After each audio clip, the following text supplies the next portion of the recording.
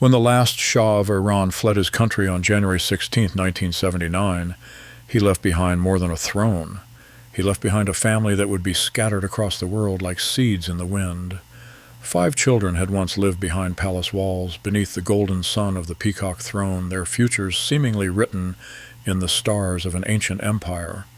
Some would adapt to exile with quiet dignity. Others would fall to despair in foreign lands. Today they live, or are remembered, as symbols of a dynasty that ended not in conquest, but in flight. This is the story of Mohammad Reza Pahlavi's children, from the firstborn princess born of 2 royal bloodlines to the crown prince, who still carries his father's unfulfilled dreams to those who never escape the shadow of a lost empire. Their lives mirror the trajectory of modern Iran itself: brilliance, displacement, and the eternal search for home. In the autumn of 1940, as World War II raged across Europe and Asia, a princess was born in Tehran who would bridge 2 ancient dynasties. Princess Shahnaz Pahlavi entered the world on October 27, 1940, the daughter of Mohammad Reza Pahlavi, the young Shah of Iran, and Princess Fawzia of Egypt, sister to King Farouk. Her birth represented more than the arrival of an heir. It symbolized the union of the Persian Empire and the Kingdom of Egypt, 2 civilizations that had shaped the ancient world. The marriage of her parents had been arranged in 1939, part of Mohammad Reza's effort to strengthen ties with the Arab world and secure Iran's position in an increasingly dangerous international landscape. Shahnaz's early years unfolded between 2 worlds. In Tehran, she lived in the opulent Neavaran palace, where Persian carpets covered marble floors and the scent of jasmine filled ancient gardens. During visits to Cairo, she walked through the halls of Abdin Palace, where her uncle Farouk ruled over the land of the pharaohs. She was educated by European tutors and spoke Persian, Arabic, French, and English with equal fluency. But the fairy tale of royal unity would not last. By 1945, cracks had appeared in her parents' marriage. Princess Fawzia, accustomed to the cosmopolitan atmosphere of Cairo, found Tehran's court restrictive and formal. The cultural differences between the Iranian and Egyptian royal traditions created tensions that political alliance could not overcome. In 1948, when Shahnaz was 8 years old, her parents divorced. The separation was conducted with diplomatic courtesy, but it left profound scars. Princess Fawzia returned to Egypt, taking with her the dreams of Persian-Egyptian unity. Young Shahnaz remained in Tehran with her father, caught between 2 worlds she would never fully inhabit again. The Shah remarried in 1951 to Soraya Esfandiari Bakhtiari, a half-German, half-Iranian beauty who brought European sophistication to the Persian court. For a time, Shahnaz enjoyed the attention of a stepmother who understood the complexities of royal life. But this marriage, too, would end in divorce in 1958, leaving the Shah to seek a 3rd wife who could provide him with the male heir his dynasty required. In 1957, at the age of 17, Shahnaz married Ardashir Zahedi, a rising star in Iranian diplomacy who would later serve as Iran's ambassador to the United States.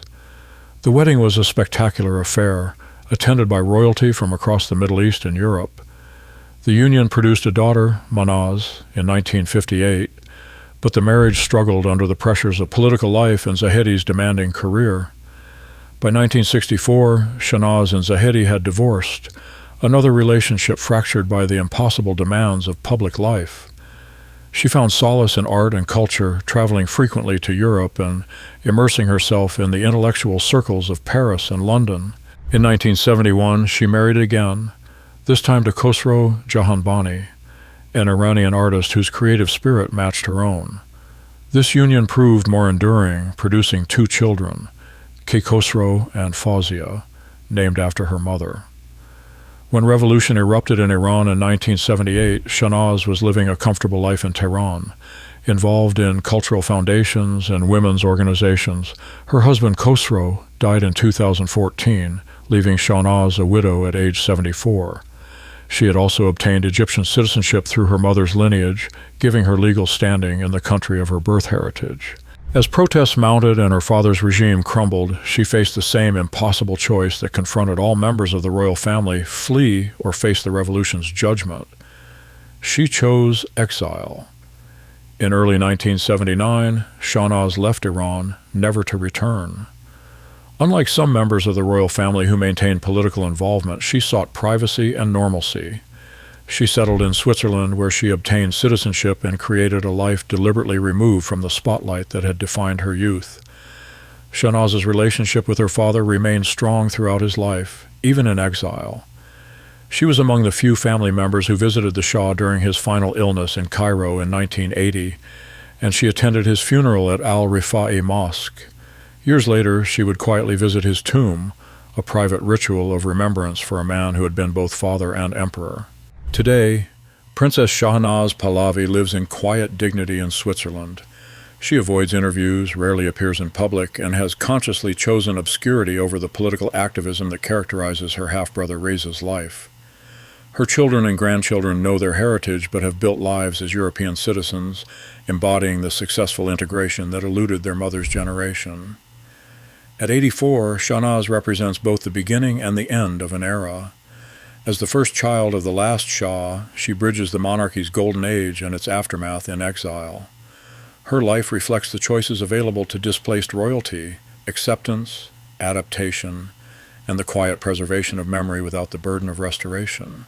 On October 31, 1960, 20 years after his half-sister Shahnaz was born, the future of the Pahlavi dynasty arrived in the form of a son. Prince Reza Pahlavi was born to Mohammad Reza Shah and his third wife, Farahnaz, in Tehran's Nayavaran Palace. Unlike his father's previous marriages, this union had produced not just an heir, but hope for dynastic continuity. From the moment of his birth, Reza was groomed for power. The Shah, having learned from his own tumultuous path to the throne, was determined to prepare his son for the complexities of modern kingship. The young prince was educated by the finest tutors Iran could provide, learning Persian history, Islamic theology, Western philosophy, and international relations. He was fluent in Persian, English, French, and Arabic by his teens. The crown prince's education was carefully orchestrated to balance Iranian tradition with modern statecraft. Mornings might be spent studying the poetry of Hafez and the history of Cyrus the Great, while afternoons focused on economics, political science, and military strategy. The Shah personally oversaw his son's development, teaching him the subtle arts of diplomacy and the burdens of leadership. In the gardens of Nayavaran Palace, father and son would walk together while the Shah shared the lessons of his own reign. He spoke of the delicate balance between tradition and modernization, the challenges of managing Iran's relationship with both superpowers during the Cold War, and the responsibility of the crown to all Iranian people. By 1978, 18-year-old Reza was ready for advanced military training. The Shah arranged for his son to attend the United States Air Force Academy preparation program in Texas, where he would learn the technical skills of modern warfare while experiencing American democracy firsthand. It was a decision that would prove prophetic. In September 1978, as anti-government protests intensified in Iran, Crown Prince Reza arrived in Texas to begin his training. He was scheduled to return to Iran for the Persian New Year celebration in March 1979. He would never see his homeland again. The revolution that erupted in Iran during the winter of 1978-79 now caught the royal family scattered across the globe. The 18-year-old prince faced an impossible choice: return to Iran and face almost certain death at the hands of revolutionaries, or remain in exile and accept the end of 25 centuries of Persian monarchy. What followed was a nomadic existence that would define the rest of Reza's life. The royal family moved from country to country, seeking refuge and medical treatment for the ailing Shah. They lived briefly in Egypt as guests of President Anwar Sadat, then in Morocco under King Hassan II's protection, followed by the Bahamas, Mexico, and finally the United States. Throughout this odyssey, the Crown Prince served as his father's closest advisor and companion. He witnessed the Shah's physical deterioration from cancer and his emotional anguish at losing the throne his own father had fought to establish. When Mohammad Reza Pahlavi died in Cairo on July 27, 1980, 19-year-old Reza found himself the symbolic head of the Pahlavi dynasty and the focus of Iranian monarchist hopes. The young man's response to this burden revealed both his character and his political intelligence. Rather than immediately proclaiming himself Shah in exile, as monarchist supporters urged, Reza chose a more measured approach. He understood that any restoration of the monarchy would require the consent of the Iranian people, not the proclamation of exiled royalty. In 1982, he issued his first major political statement calling for a democratic Iran that respected human rights, religious freedom, and national sovereignty. Notably, he did not explicitly call for restoration of the monarchy, instead advocating for the Iranian people's right to choose their own government through free elections. In 1986, Reza married Yasmin Etemad Amini, daughter of a prominent Iranian exile family. Their wedding in Cairo was attended by members of various royal families and served as a symbolic affirmation of Pahlavi legitimacy. The couple settled in the United States, where they raised 3 daughters, Noor, born in 1992, Iman, born in 1993, and Farah, born in 2004. The Crown Prince's approach to fatherhood reflected his own experience of displacement. Rather than raising his daughters as princesses in exile, he emphasized their Iranian heritage while ensuring they integrated fully into American society. All 3 girls attended American schools, pursued higher education, and developed careers independent of their royal lineage. This nuanced position allowed Reza to serve as both a monarchist figurehead and a democratic opposition voice. Throughout the 1980s and 1990s, he appeared at conferences on human rights, Iranian democracy, and Middle Eastern politics.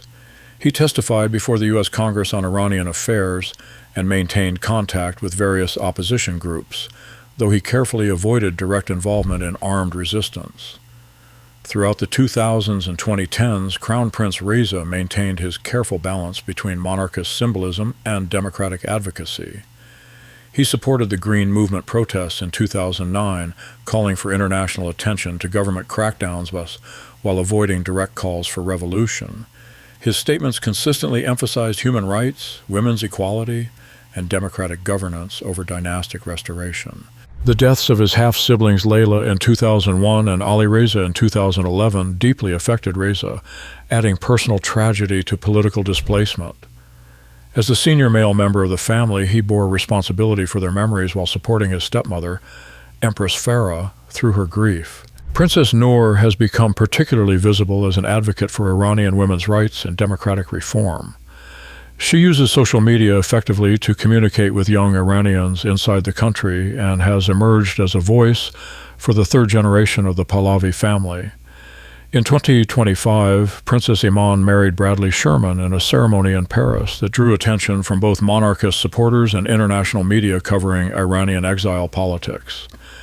In recent years, Reza has remained active in opposition politics while accepting the reality of permanent exile. He appears regularly at conferences in Munich, Geneva, and Washington, advocating for Iranian democracy and human rights. His message has evolved to encompass broader themes of regional stability and international cooperation, positioning him as an elder statesman rather than simply a claimant to a defunct throne. At 64, Crown Prince Reza Pahlavi occupies a unique position in Iranian politics. Too young to have ruled and too old to represent revolutionary change, he serves as a bridge between Iran's monarchist past and its democratic future. His children represent the 3rd generation of Pahlavis in exile, fully American in their outlook, yet conscious of their Persian heritage. The Crown Prince's greatest achievement may be his transformation of royal exile into democratic advocacy. By refusing to claim a throne that no longer exists, he has preserved the possibility that the Iranian people might one day choose to restore it. On March 12, 1963, as spring arrived in Tehran and the Shah's modernization programs gained momentum, a 2nd daughter was born to Mohammad Reza Pahlavi and Empress Farah. Princess Farahnaz entered a world of unprecedented prosperity and optimism, her birth coinciding with Iran's emergence as a regional power and her father's vision of the great civilization. Unlike her half-sister Shahnaz, who had witnessed the complexities of royal divorce and remarriage, Farahnaz grew up in a stable household. Empress Farah had provided the Shah with the male heir he desperately needed in Crown Prince Reza, securing her position and creating a harmonious family environment. The young princess enjoyed the attention of both parents and the companionship of her older brother, only 2 years her senior. Farahnaz's early education reflected the Empress's sophisticated taste and international outlook. She learned multiple languages, studied art and literature, and traveled extensively with her family to Europe and the United States. The princess showed particular aptitude for languages and demonstrated the artistic sensibility that characterized her mother's circle. When revolution erupted in 1978, 16-year-old Farahnaz faced the trauma of sudden displacement. Unlike her older siblings who had some preparation for adult independence, she was still a teenager when her world collapsed. The family's hurried departure from Iran in January 1979 marked the end of her childhood and the beginning of a nomadic existence that would define her early adulthood. The royal family's exile took them first to Egypt, where President Sadat offered refuge to the ailing Shah. For Farahnaz, still in her teens, the experience was particularly disorienting. She had grown up expecting to serve Iran as a princess. Instead, she found herself a refugee dependent on the charity of foreign governments. The family's subsequent moves to Morocco, the Bahamas, Mexico, and finally the United States continued the pattern of displacement. By the time the Shah died in Cairo in July 1980, 17-year-old Farahnaz had lived in more countries than most people visit in a lifetime. The cumulative effect of this instability would influence her approach to life for decades to come. Following her father's death, Farahnaz settled in the United States with her mother and younger siblings. She enrolled at American universities, eventually earning degrees from Columbia University in social work and psychology. Her choice of academic focus reflected a desire to help others navigate trauma and displacement, experiences she understood intimately. After completing her education, Farahnaz attempted to build a career in humanitarian work.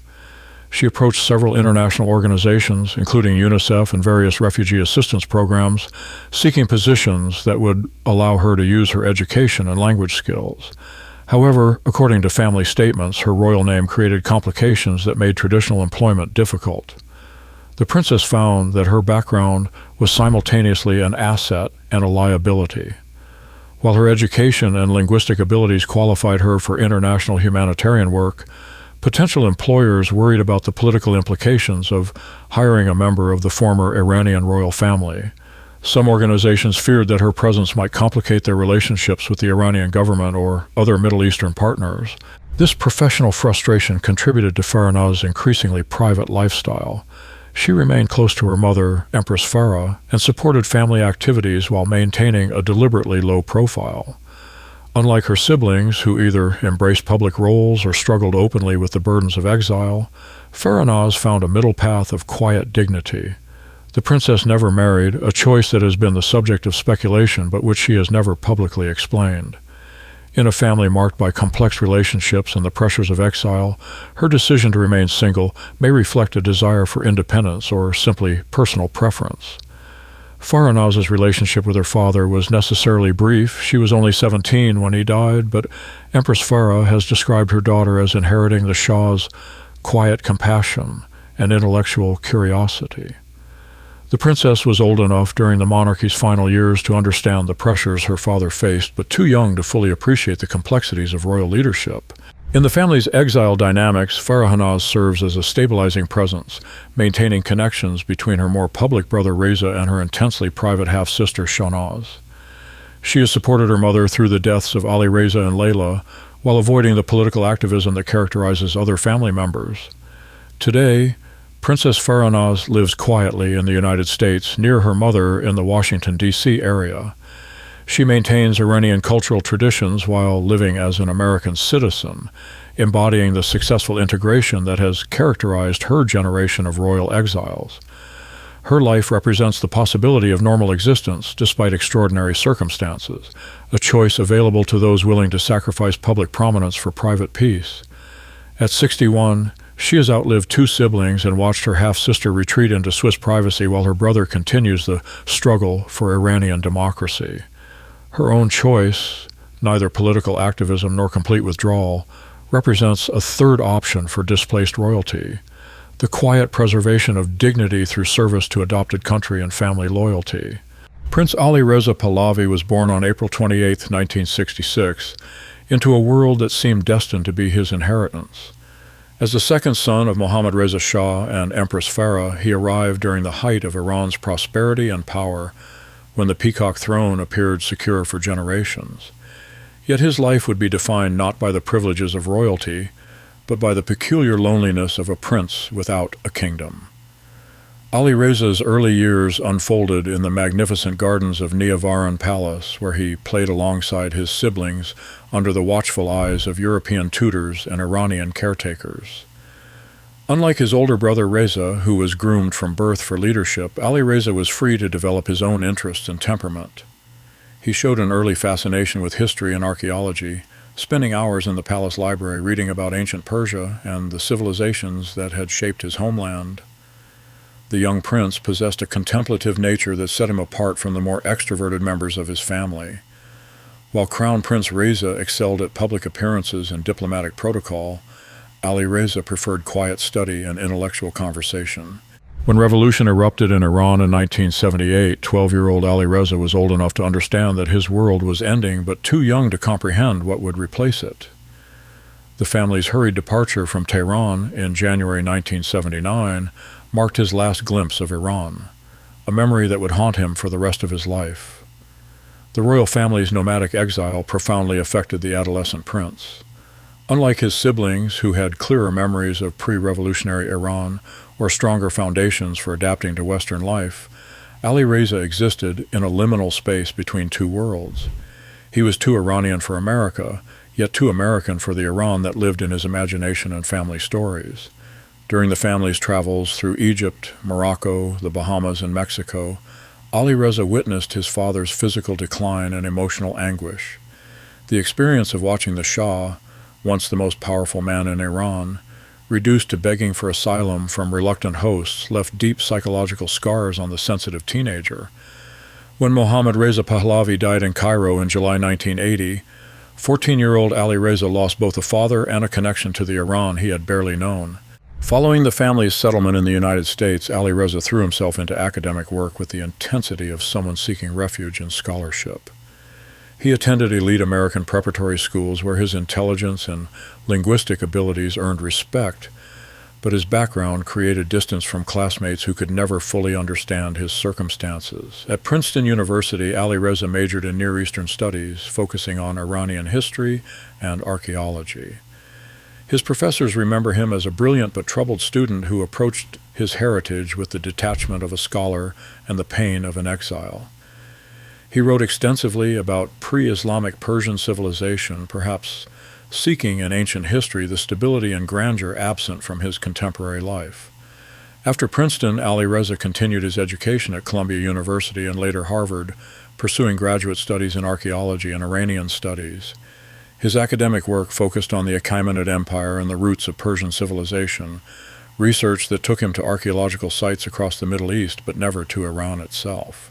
Colleagues described Ali-Reza as a gifted researcher with an encyclopedic knowledge of Persian history and culture. However, they also noted his increasing isolation and periods of deep depression.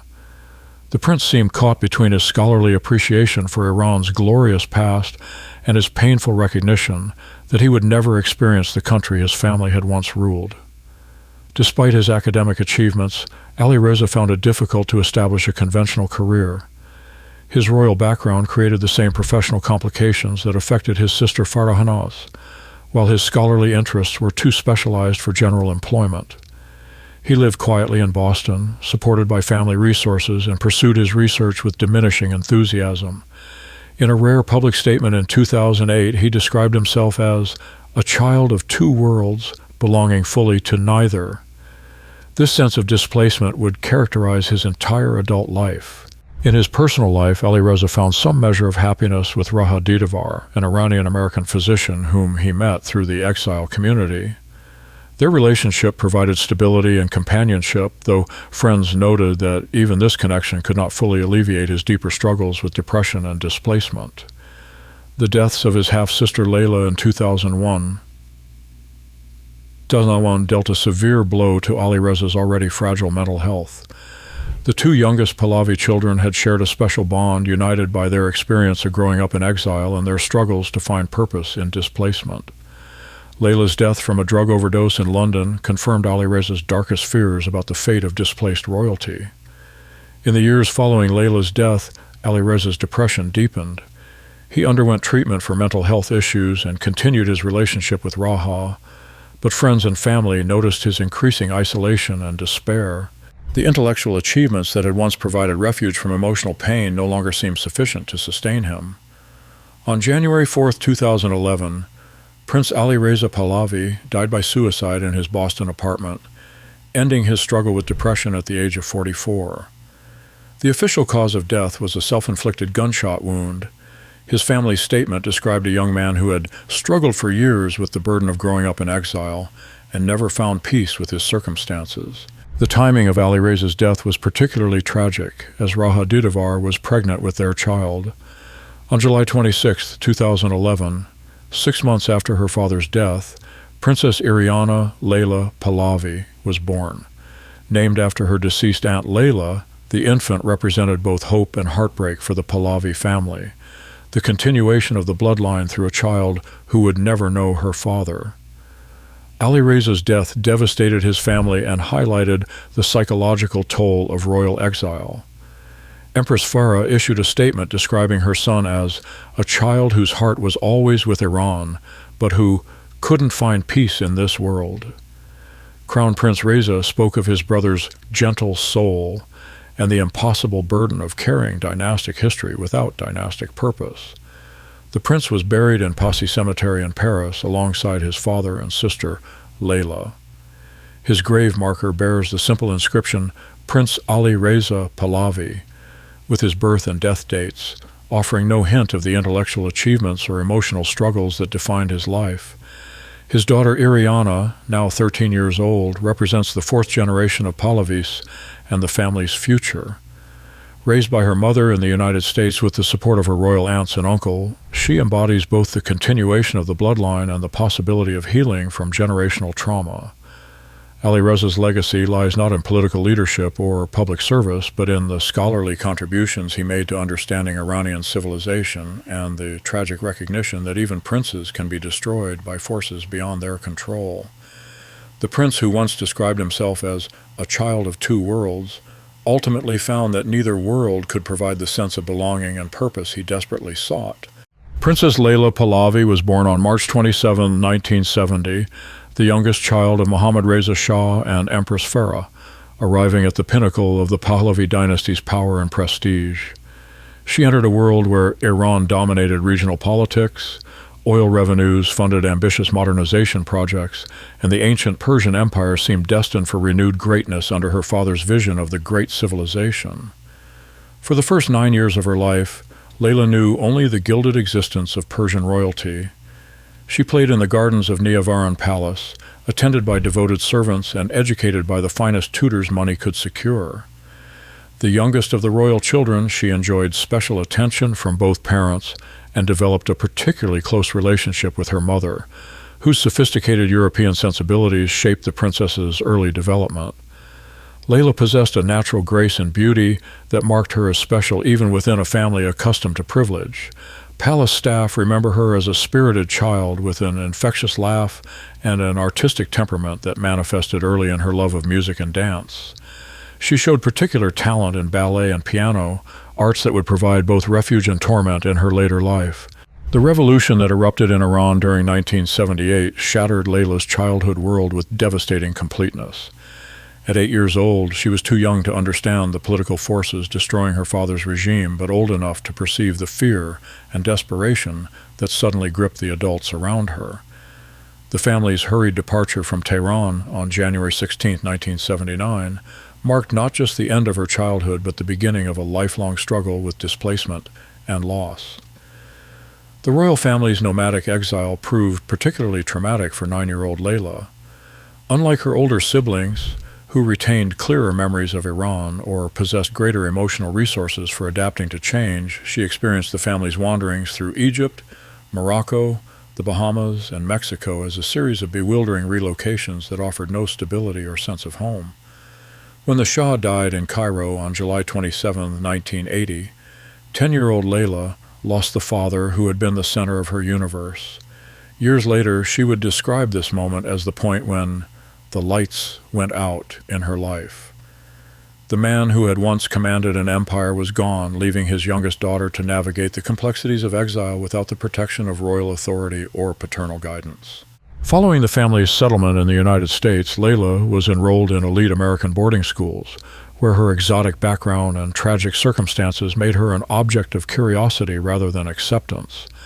Classmates remember her as beautiful but distant, carrying herself with royal bearing while clearly struggling with inner turmoil that set her apart from typical teenage concerns. As she matured into adolescence, Leila's natural beauty attracted attention from fashion photographers and modeling agencies. In her late teens, she began modeling professionally, appearing in high-fashion spreads for European magazines and walking runways in Paris and Milan. The work provided both income and a sense of purpose, yet it also exposed her to the pressures and temptations of international fashion culture. Behind the glamorous exterior, Leila battled increasingly severe mental health issues. Friends and family noticed her obsessive concern with physical appearance and her tendency toward perfectionism that bordered on self-destruction. She developed anorexia nervosa during her modeling career, a condition that would plague her for the rest of her life and require multiple hospitalizations. The princess's eating disorder reflected deeper psychological wounds related to loss, displacement, and the impossible burden of embodying a fallen dynasty. In the competitive world of high fashion, where physical perfection was both currency and weapon, Leila's royal background provided entry but no protection from the industry's destructive demands. Throughout the 1990s, Leila's condition deteriorated despite repeated attempts at treatment. She was hospitalized multiple times in London, Paris, and the United States for anorexia, depression, and related complications. Each recovery seemed promising initially, but the underlying trauma that drove her self-destructive behavior remained unresolved. The princess's struggles were complicated by her position within the exile community, where she was simultaneously protected and exposed by her royal status. While family resources ensured access to the best medical care, the public nature of her identity made private healing nearly impossible. Every hospitalization became a subject of speculation within Iranian exile circles, adding shame to suffering. During lucid periods between health crises, Leila showed flashes of the intelligence and sensitivity that might have flourished under different circumstances. She spoke multiple languages fluently, possessed sophisticated knowledge of art and literature, and demonstrated genuine compassion for others struggling with similar issues. However, these positive qualities were increasingly overshadowed by her deteriorating mental and physical health. The princess's relationship with her mother, Empress Farah, became both a source of comfort and tension during her final years. While Farah provided unwavering support and secured the best available treatment, she also represented the world of royal obligation that Leila found increasingly impossible to inhabit. The Empress's own strength and dignity served as both inspiration and reproach to a daughter who felt incapable of similar resilience. In the months before her death, Leila had been living quietly in London, attempting once again to rebuild her health and find stability. Friends described her as seeming more peaceful than she had in years, leading to cautious optimism among family members that she might finally have turned a corner in her long struggle. On June 10, 2001, Princess Leila Pahlavi was found dead in her suite at the Leonard Hotel in London. She was 31 years old. The coroner's report indicated death by barbiturate overdose, with evidence suggesting accidental death related to her ongoing treatment for insomnia and depression, rather than intentional suicide. The combination of prescription medications had proven fatal to a body weakened by years of eating disorders and related health complications. Leila's death devastated the Pahlavi family and shocked the Iranian exile community. Empress Farah issued a statement describing her youngest daughter as a delicate soul who never recovered from the trauma of exile, and asking for privacy during the family's grief. Crown Prince Reza spoke of his sister's beautiful spirit and the tragic waste of a life that might have flourished under different circumstances. The princess was buried in Passy Cemetery in Paris near her father's grave. Her funeral was attended by members of various royal families and hundreds of Iranian exiles who saw in her death a symbol of their own losses and displacement. The simple headstone bears her name, dates, and a Persian inscription expressing hope for peace in the afterlife. Leila's death had profound effects on her surviving siblings, particularly Ali-Reza, whose own mental health struggles were exacerbated by losing the sister with whom he had shared the particular burden of growing up in exile. Her death also marked a turning point for the Pahlavi family, forcing recognition that royal privilege could not protect against the psychological toll of displacement and loss. Today, 23 years after her death, Princess Leila Pahlavi is remembered not for the throne she might have occupied or the public role she could have played, but for the private pain she carried and the reminder that some losses transcend politics or privilege. The youngest child of the last Shah, she carried perhaps the deepest wounds of displacement and never found the strength to heal them. Today, 3 of Mohammad Reza Pahlavi's 5 children survive, scattered across 3 continents, yet bound by shared memory and loss. Princess Shahnaz, now 84, maintains her quiet dignity in Swiss exile, having long ago chosen privacy over politics. Crown Prince Reza, at 64, continues his patient advocacy for Iranian democracy from his American base, still carrying the impossible burden of a crown that may never be restored. Princess Farahnaz, at 61, lives her deliberately private life near Washington, having found in obscurity the peace that eluded her siblings. 2 graves in Passy Cemetery tell the darker side of this story. Princess Leila, who died at 31, and Prince Ali-Reza, who died at 44, lie beside their father in the Paris soil, their headstones marking lives cut short by the particular anguish of displacement and the weight of inherited history. The family's center remains Empress Farah, now 86, who has outlived her husband by 44 years and 2 of her 4 children. She embodies both the continuity of the dynasty and its transformation from political institution to cultural memory. Her survival itself represents a form of victory, the preservation of dignity in the face of overwhelming loss. The dynasty has shifted from royalty to remembrance, existing not on thrones but in foundations, interviews, and the quiet preservation of Iranian culture among exile communities worldwide. Crown Prince Reza's daughters represent the 3rd generation of Pahlavis in exile, American citizens conscious of their Persian heritage but fully integrated into Western society. In the broader sweep of Iranian history, the Pahlavi children's story mirrors their nation's modern trajectory. Brilliance followed by displacement, the struggle to preserve identity in foreign lands, and the resilience required to build new lives from the ruins of the old. They are symbols not just of royal exile, but of the millions of Iranians who have sought new homes while carrying old memories. From the glittering palaces of Shah of Iran to quiet lives in Switzerland, America, and cemetery plots in Paris, the story of the Shah's children spans the arc of modern Iran itself.